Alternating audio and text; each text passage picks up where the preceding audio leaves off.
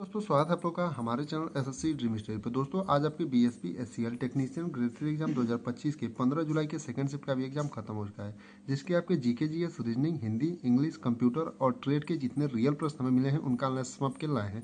उससे पहले अगर आप लोग चैनल पर नए हैं तो चैनल को सब्सक्राइब करिए और वीडियो को लाइक करिए और अपने दोस्तों के साथ ज़्यादा शेयर करिए। तो आइए देखते हैं आज आपके 15 जुलाई के सेकंड शिफ्ट में कैसे कैसे प्रश्न पूछे गए थे। पहला प्रश्न पूछा था 2011 की जनगणना के अनुसार सबसे ज्यादा बौद्ध भिक्षु किस राज्य में है। यानी कि 2011 की जो जनगणना हुई थी उसके अनुसार सबसे ज्यादा बौद्ध भिक्षु किस राज्य में है, ये प्रश्न आपका पूछा गया था। तो 2011 की जनगणना के अनुसार सबसे ज्यादा बौद्ध भिक्षु जो है आपके महाराष्ट्र राज्य में है, यानी आपका जो सही उत्तर हो जाएगा महाराष्ट्र हो जाएगा। अगर आगे आने वाले दिनों में आपसे पूछ दे कि 2011 की जनगणना के अनुसार महाराष्ट्र में कितने जो है बौद्ध भिक्षु थे, तो आपका 60 लाख हो जाएगा। यानी कि कितने थे, 60 लाख। लगभग अपनी जनसंख्या का 77% जो है आपके महाराष्ट्र में ही है, 70 से 77%। अगला प्रश्न और बहुत ही इजी प्रश्न पूछा था, लगभग कई बार आपके एग्जामों में पूछा जा चुका है कि कांग्रेस का स्थापना किस वर्ष हुआ था। यानी कि कांग्रेस का जो है स्थापना किस वर्ष हुआ था, ये प्रश्न आपका पूछा गया था। तो जो कांग्रेस का स्थापना जो है दोस्तों आपका 1885 में हुआ था, और कहाँ पर, तो मुंबई में हुआ था। यानी आपके जिस भी ऑप्शन में 1885 दिया रहा होगा वही आपका सही उत्तर हो जाएगा। यानी कि कांग्रेस का स्थापना वर्ष आपसे पूछा था तो आपका 1885 हो जाएगा।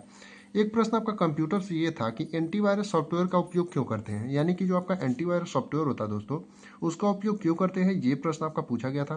तो जो एंटीवायरस सॉफ्टवेयर होता है उसका प्रयोग कंप्यूटर और अन्य उपकरणों के वायरस, मेलवेयर और अन्य दुर्भावनापूर्ण सॉफ्टवेयर से बचाने के लिए।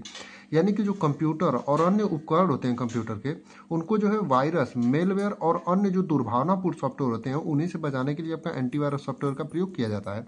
यानी कि आपके जिस भी ऑप्शन में ये दिया रहा होगा वायरस, मेलवेयर और अन्य दुर्भावनापूर्ण सॉफ्टवेयर से बचाने के लिए, वही आपका जो है सही उत्तर हो जाएगा। एक प्रश्न आपका हिंदी में पुत्र का परिवारवाची शब्द क्या होगा, ये पूछा था।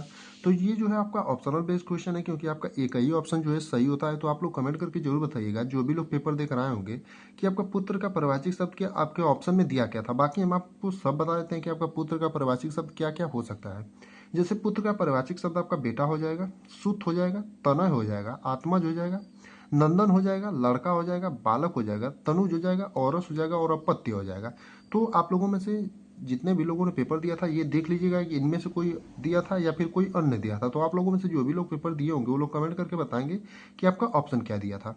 अगला प्रश्न देखेंगे तो आपका पूछा था 1800 की क्रांति में, 1857 की क्रांति में निम्न में से किसने भाग नहीं लिया था।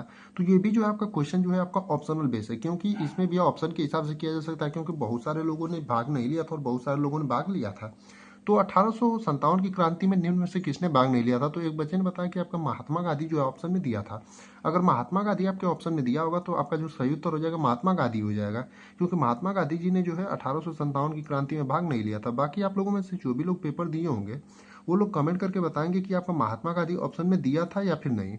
एक प्रश्न था अनुच्छेद 20-21 को छोड़कर किस अनुच्छेद के तहत सभी मौलिक अधिकारों को निलंबित कर सकते हैं। आपका इसी प्रकार से ये प्रश्न पूछा गया था या फिर किसी दूसरे प्रकार से, ये आप लोगों में से जो भी लोग पेपर देख रहे होंगे वो लोग कमेंट करके बताएंगे, क्योंकि ये जो प्रश्न है थोड़ा सा लैंग्वेज बेस्ड था। तो इतना लैंग्वेज बेस्ड शायद ही दिया होगा, तो आप लोग जरूर बताइएगा।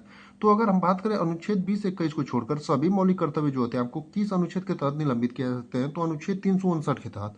अगर ये पूछा होगा तो आपका अनुच्छेद 359 हो जाएगा, जो कि राष्ट्रीय आपातकाल के दौरान राष्ट्रपति जो है सभी मौलिक अधिकारों को निलंबित कर सकता है, केवल अनुच्छेद 20-21 को छोड़कर। पहले 20-21 को भी किया जा सकता था, लेकिन 44वां संविधान संशोधन जब 1978 में हुआ उसके बाद से आपका जो है अनुच्छेद 20-21 को निलंबित नहीं किया जा सकता है। उसके पहले आपका जो है 12 से 35 तक जो अनुच्छेद थे आपके, सभी जो मौलिक कर्तव्य अधिकार में आते हैं सभी को जो है निलंबित किया जा सकता था। लेकिन 44वां संविधान संशोधन 1978 में हुआ, उसके बाद 20-21 को छोड़कर जो आपके 12 से 35 के बीच में सभी है सभी को निलंबित किया जा सकता है। तो जो आपका सही उत्तर हो जाएगा अनुच्छेद 359 के तहत, और कब, राष्ट्रीय आपातकाल के दौरान। एक प्रश्न आपका था खेलो इंडिया यूथ गेम 2024 का आयोजन कहाँ हुआ था। यानी कि आपका जो खेलो इंडिया यूथ गेम हुआ है 2024 का, करंट अफेयर से आपका ये प्रश्न पूछा था कि खेलो इंडिया यूथ गेम 2024 का आयोजन कहाँ हुआ था। तो आपका जो सही उत्तर हो जाएगा तमिलनाडु हो जाएगा। यानी आपके जिस भी ऑप्शन में तमिलनाडु दिया रहा होगा दोस्तों वही आपका सही उत्तर हो जाएगा। वहीं बात करें कब से और कब तक हुआ था, तो 19 से 31 जनवरी के बीच हुआ था। एक प्रश्न था विंबलडन 2024 का पुरुष एकल खिताब किसने जीता था। यानी कि विंबलडन 2024 का पुरुष एकल खिताब किसने जीता था, ये प्रश्न आपका पूछा था। तो जो आपका सही उत्तर हो जाएगा कार्लोस अल्काराज ने जीता था, और किसको हरा करके, तो नोवाक जोकोविच को हरा करके। यानी आपका जिस भी ऑप्शन में कार्लोस अल्काराज दिया रहा होगा वही आपका सही उत्तर हो जाएगा। वहीं ट्रेड में बात करें तो आपका सिंक्रोनस मोटर से संबंधित प्रश्न पूछा गया था, यानी कि ट्रेड में जो है सिंक्रोनस मोटर से प्रश्न था, इल्यूमिनेशन से प्रश्न था, और ट्रेड में आपका मशीन से संबंधित प्रश्न जो है पूछा गया था। और ट्रेड में केबल, अल्टरनेटर, मोटर और ट्रांसफार्मर से संबंधित जो है प्रश्न पूछे गए थे। वहीं इंग्लिश में बात करें तो आपका एंटोनिम से संबंधित प्रश्न था, और जो है आपका synonyms, fill in the blanks और पैसेज से संबंधित प्रश्न पूछा गया था। यानी इंग्लिश में आपका वही पैटर्न है, antonym, synonyms, fill in the blanks और पैसेज। वहीं कंप्यूटर में बात करें तो आपका एंटीवायरस का प्रश्न तो हमने आपको बता ही दिया, वही हार्डवेयर से प्रश्न था, MS वर्ड से प्रश्न था, एक्सेल से प्रश्न था और MS पावर पॉइंट से प्रश्न था। वहीं सॉफ्टवेयर से भी आपके कंप्यूटर में प्रश्न पूछे गए थे। और रीजनिंग में जो टॉपिक पता चला उसमें blood relation, series, seating arrangement से जो है प्रश्न आपके पूछे गए थे। वहीं हिंदी में गद्यांश, विलोम, पर्यायवाची का प्रश्न आपका जो है सेकंड शिफ्ट में पूछा गया था।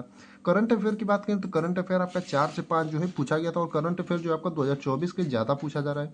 तो बाकी सेकंड शिफ्ट में हमें जितने प्रश्न मिले थे उनका हमने आपको रिव्यू करा दिया है। बाकी जो भी बचे हुए प्रश्न होंगे उसे आप लोग कमेंट में या फिर टेलीग्राम चैनल पर जाकर बता सकते हैं, जिसका लिंक हमने अपने डिस्क्रिप्शन बॉक्स में दे रखा है।